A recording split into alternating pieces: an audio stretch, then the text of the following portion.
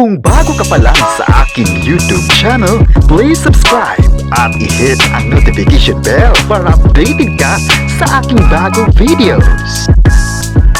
OG Diaz may pahayag kay Sara Duterte. Sara Geronimo at Rochelle Pangilinan, magkakaroon nga ba ng showdown? Ang buong detalye, alamin!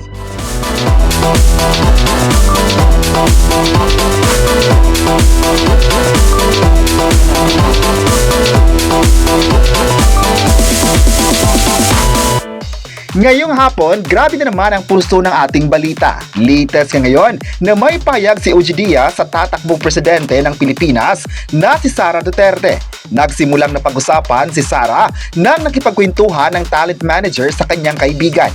May kaibigang DDS ang talent manager at content creator OG Diaz na nahikaya kanyang mag-shift na kay Vice President Sara Duterte. Kilalang kakamping si OG Diaz na isa sa mga celebrities na sumusuporta noon sa patakbong Pangulo na si former Vice President Leni Robredo. Mababasa sa latest post ni Mama Ogs ang naging conversation nila ng isang kaibigang loyal supporters ng pamilyang Duterte tungkol sa desisyon ni Vice President Sara na kumandidatong Pangulo sa 2028. Ayon pa ni OG Diaz, sinabihan daw siya ng kaibigang DDS na mag-shift na kay Sara Duterte dahil walang katalo-talo ito sa 2028.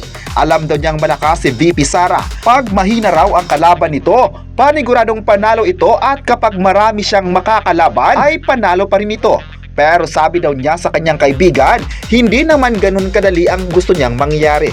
Dagdag pa ni OG Diaz, kung may latag naman daw ni Sara nang maayos ang kanyang mga pruweba at may totoong datos sa mga ikinabit na issue sa kanya tulad ng confidential funds, Mary Jane Piatos, corruption sa DepEd at iba pa, ay baka ibuboto niya ito. Pero isang boto lang naman ang sa kanya versus napakarami niyang boto.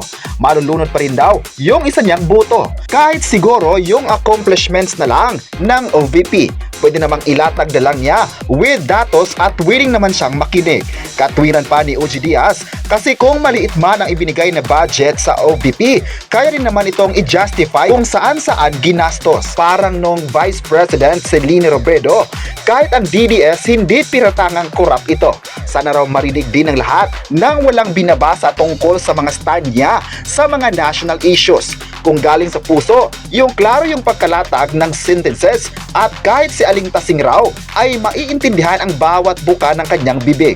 May nakasanayan na raw kasing behavior si Vice President Sara na pag on the spot natatarantang sumagot kaya hindi maintindihan kung ang nais niyang ipunto. Siguro raw trabaho na ito ng kanyang communication team. At sana raw, pagdating sa kumpanya, i-push ng lahat na sumali siya sa debate para makinig ang stand ng tumatakbong presidente sa mga issues at concern ng taong bayan. Sa huli raw ay nagpapaalala pa ang host sa lahat ng kakandidato sa 2028. Sana raw hindi na maririnig yung mga rason tulad ng hindi pagsali sa debate sa national TV dahil nababastusan lang, parang walang pinatutunguhang maganda. Kaya, dedirekta na lang sila sa taong bayan. Sana raw ay tatantanan na ang ganitong pag-iiklat sa taong bayan. Mahirap daw na magkamali muli. Hindi naman weekly, iba ang upong presidente. Dapat raw natandaan na hindi 6 na araw o buwan ang pinag-uusapan dito. 6 na taon raw na titiisin or i-enjoy ang Pangulo. Sa kabilang banda naman, siniship ng Sex Bomb fans at popsters ang collaboration ng OG Nations girl group at si Sara Geronimo. Chika ng netizens matapos mag-guest ng BINI sa round 3 ng Get Get Out concert ng Sex Bomb ay marapat lang daw na ang popstar royalty na ang sumunod na makakulab ng Sex Bomb. Inimagine na nga ng mga fans ang magiging showdown ni Sara at Rochelle sa Halukay Ubi at ang Spaghetti Set din ng mga fanay na isayaw din ng Sex Bomb ang tala at ikot-ikot ni Sara. Komento pa ng mga fanay, swak na swak raw na star power, vocals at crowd command ni Sara. Habang si Rochelle naman ay may solid dance authority at matinding performance precision. At mukhang magpapalaban din daw sa hatawan si Rochelle Pangilinan at iba pang sex bomb girls kay Sara. May kakaibang moves din sa stage ang Mrs. ni Mateo. Hirit pa ng mga cyber citizen na nagmamanifest na nasabing collab. Kapag nagsama nga raw sina Rochelle at Sarah Geronimo sa concert stage ay hindi lang daw ito basta performance. Siguradong magiging iconic moment sa Philippine entertainment. Kaya ang sigaw ng mga pinalaki ng sex bomb sa online world, Sarah, mag-get out ka na. Dahil dito marami agad sa mga fans ng dalawa ang excited if ever na matutuloy na ang nasabing collaboration. Mas maganda naman kasi na papanoorin ang result ng kanilang performance at alam ng mga tao na maraming sasayang mga fans dito. Pabor naman ang ilang mga fans ng sex bomb at popsters dahil ito ang paraan para mas lalong tatangkilikin pa ang Filipino performers. Magaling naman talaga si Sarah at Rochelle Pangilinan kaya naging paborito to ng lahat. May nagsabi naman na mahal talaga nila si Sarah at Rochelle Pangilinan kaya bagay na susuportahan ang kanilang posibleng collaboration. May mga fans naman na nagsabing big event talaga ang kalalabasan ng kanilang collab concert kung bibigyan ng pagkakataon. May nagsabi naman na walang problema sa kanila ang mga ganitong collab dahil maganda naman ang intensyon ng kanilang pagsama. Parehong magagaling na performer in one show kaya deserve na susuportahan. May nagsabi naman na kung kailan magaganap ang collab na ito ay maghintay sila para mapapanood ang iniidolo nila.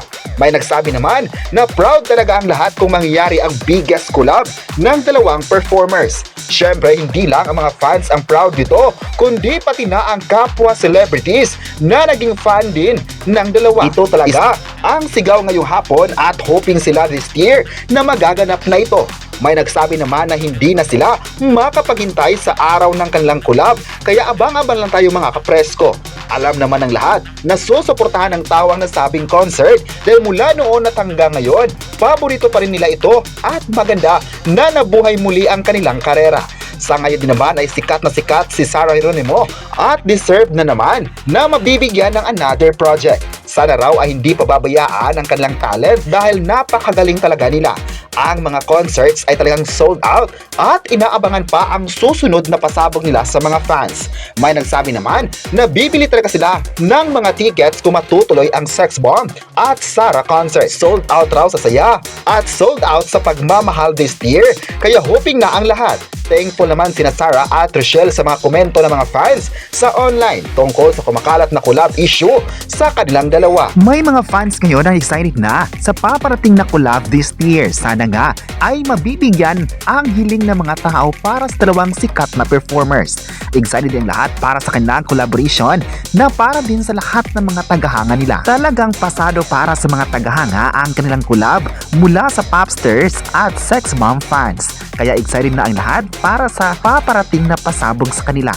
Kayo, ano ang masabi nyo na may pahayag si OG Diaz kay Sara Duterte? I-comment na kung ibubuto mo ba si Sara sa taong 2028 at huwag kalimutang isubscribe ang ating YouTube channel.